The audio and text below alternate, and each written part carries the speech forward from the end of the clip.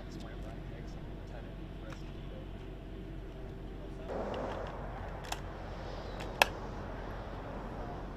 Something develops, they'll come back out. This will probably go Yeah, reach it.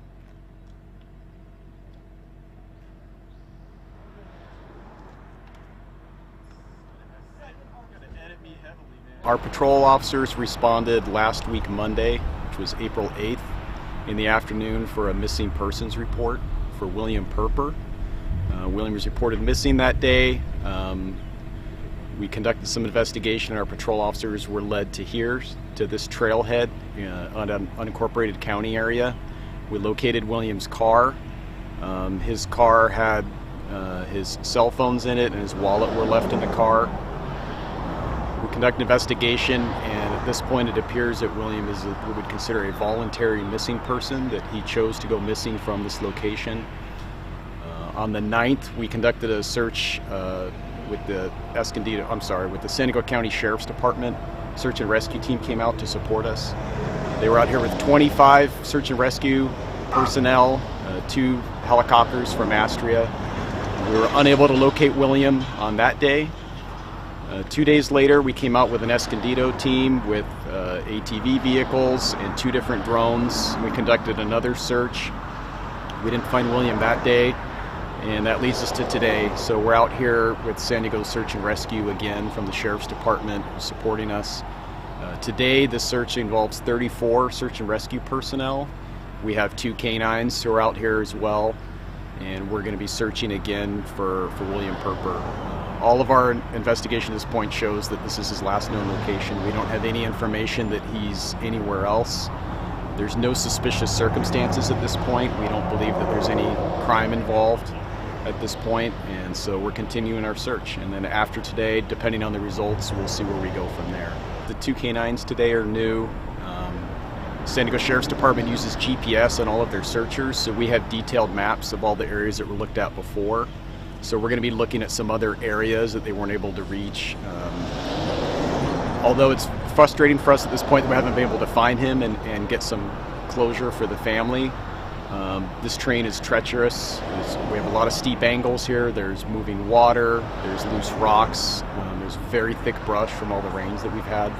So it's not unusual that we haven't been able to find him yet. So San Diego Sheriff's Department their search and rescue team's the experts at these things, and they're going to be going over some areas that they weren't able to accomplish last time. So hopefully that will give us some new evidence. So you can see out here there's some really steep cliffs. Last time we had helicopters actually helicoptering some of the search and rescue people in and out because some of the angles are so steep here. And so that's something that they may have to do again today, depending where the dogs lead the searchers.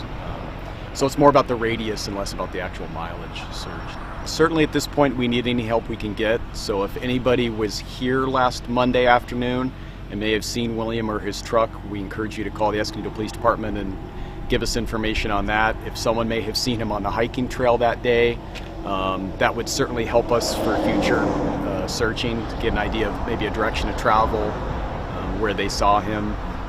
In addition, after we're done today with today's search, people are free to come out on their own and search on their own. So we need all the help we can get because the terrain, we don't know where he went or how far he went.